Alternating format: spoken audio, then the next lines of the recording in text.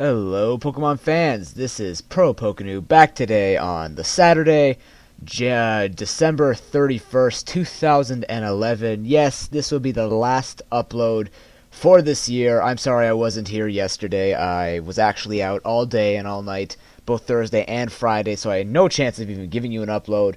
But I was going to surprise you anyways with giving you a battle today to finish off the year 2011, to introduce 2012, and I said I would let you guys know about a lot of things. For one thing, the Trans-Siberian Orchestra concert was awesome, truly spectacular performance, new songs and everything, so I was really happy with that.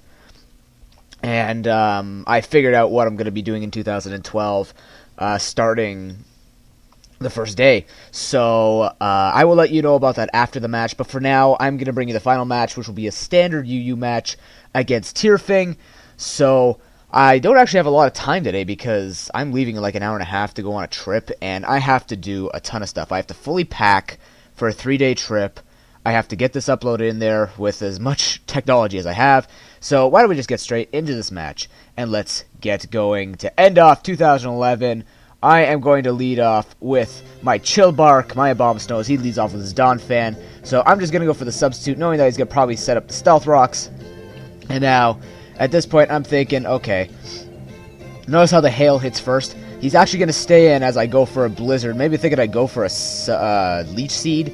But I bring him down to a Sturdy as he's actually just going to go for the Roar to get rid of my thing. And he puts me into my Invisible Claydol. Yeah, I don't know what happened here, guys, but Asoff doesn't like my Claydol. So Oculus is going to be invisible, and Donphan's going to die to the Hail. Now I'm going to take this opportunity to go for the Stealth Rocks, most likely knowing that he's going to go for the Substitute because Sub-Punch Golurk is just the most common.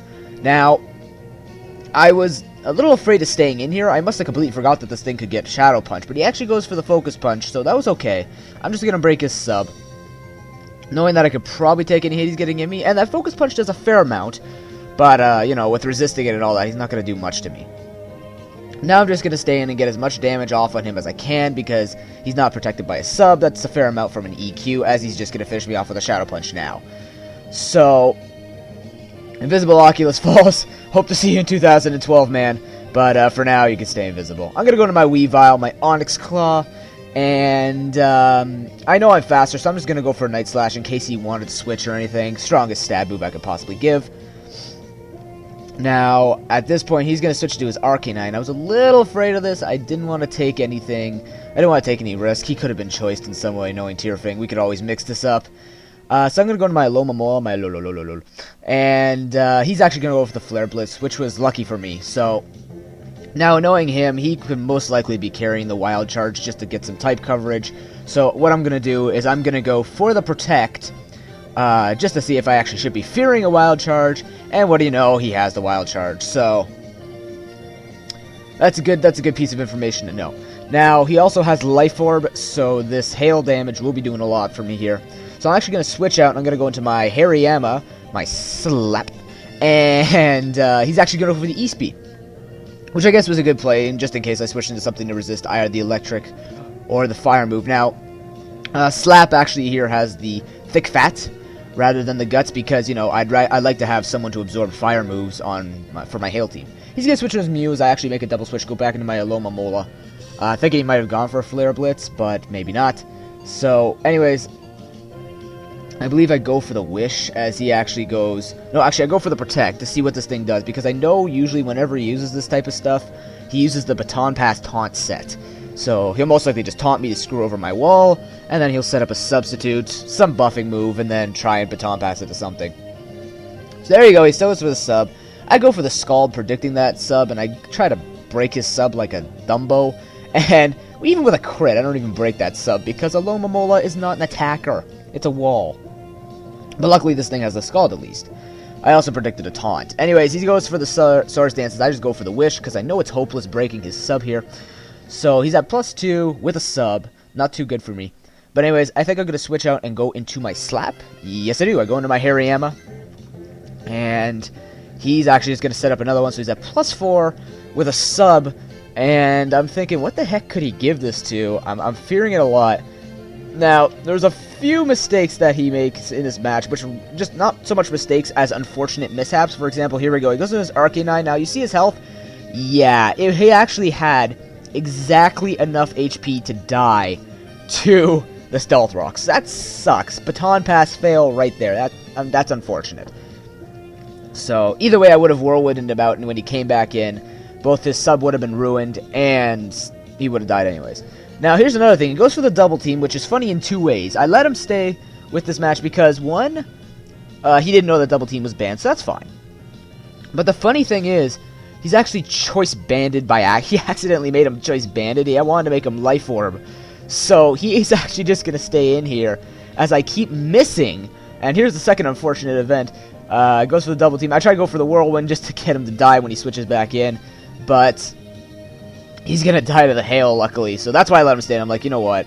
You're going to die to hail eventually. You're not going to be able to hit me at all. Just keep double teaming. I don't care. Now he goes for the sub, trying to set this thing up again.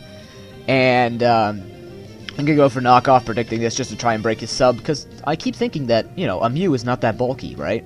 No, it just has base 100 stats across the board. But anyways, he's going to go for the taunt, stopping me from using Whirlwind, which was a nice prediction on his part. Now, I forget what I do here because, again, this was, wow, a long time ago that I had this match. He goes for the Swords Dance again. I believe I just go for the knockoff?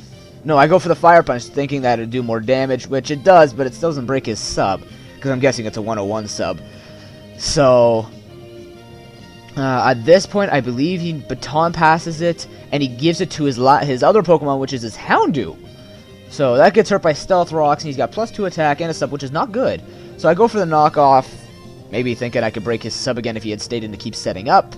Now, this Houndoom should fear me because, you know, I am a fighting type, and I do have the Force Palm. Now, he actually goes for the Dark Pulse, which I found very strange, as I just go for the Whirlwind and bring back his Mew. Now, here's another unfortunate mishap. He's gonna go for the substitute, not realizing that he doesn't have enough health. He has an insufficient amount of health to make that sub. I'm gonna go for the knockoff. Now, look at how much health he has now. I knock off his leftovers. It didn't matter anyways because the knockoff actually did exactly enough damage again to make Hail take him out. So that's like 2 of his pokes that died that way. And now his last Pokemon is his Houndoom. He's just going to go for the Pursuit because this thing's a mixed attacker. And I'm just going to finish him off with the Force Palm to celebrate 2011. Happy New Year, everybody. Tearfing, that was a good game. A lot of unfortunate mishaps. But hey, you know what? You can leave them behind when we finish this year off. And I hope everyone has an excellent time tonight.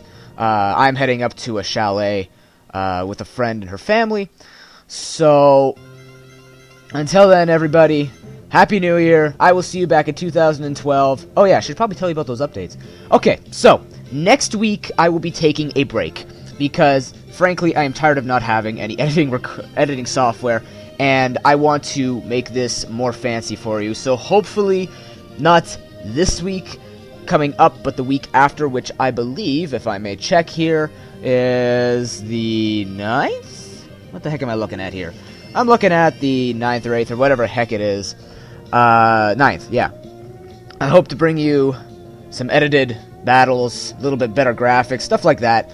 But I'm also thinking that because of school, I might go down to 3 days a week. I think I've decided to go on 3 days a week for the first little bit, just to see how well that works out. So I won't be here every day, sorry everyone, but I'm starting university again and everything, so I just don't want to be bogged down. We have a bus strike up here, so like, it really makes my nights suck getting home.